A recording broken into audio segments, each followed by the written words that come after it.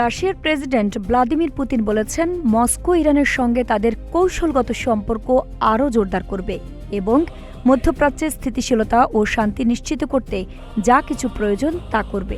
Saint পিটার্সবার্গে ইরানের পররাষ্ট্রমন্ত্রী আব্বাস আরাকচির সঙ্গে বৈঠকের সময় তিনি এ মন্তব্য করেন।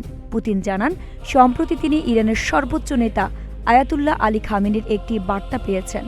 তিনি বলেন, আমি আপনাকে অনুরোধ করছি আমার আন্তরিক কৃতজ্ঞতা ও সম্মান পৌঁছে দিন।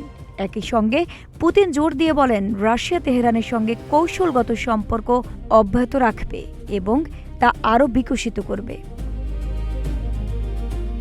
রুশ প্রেসিডেন্ট বলেন, ইরানের জনগণ তাদের সার্বভৌমত্ব রক্ষায় সাহসিকতা ও বীরত্বের সঙ্গে লড়াই করছে এবং তিনি আশা প্রকাশ করেন যে তারা বর্তমান চ্যালেঞ্জ কাটিয়ে উঠবে এবং দেশে শান্তি ফিরে আসবে। পুতিন আরও বলেন, রাশিয়া ইরান এবং পুরো অঞ্চলের স্বার্থে কাজ করবে।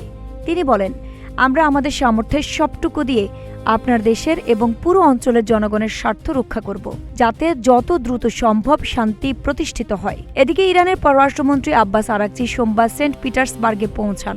এর আগে তিনি পাকিস্তান ও ওমান সফর শেষ করেন। আইরিন হাসান, নাগরিক প্রতিদিন।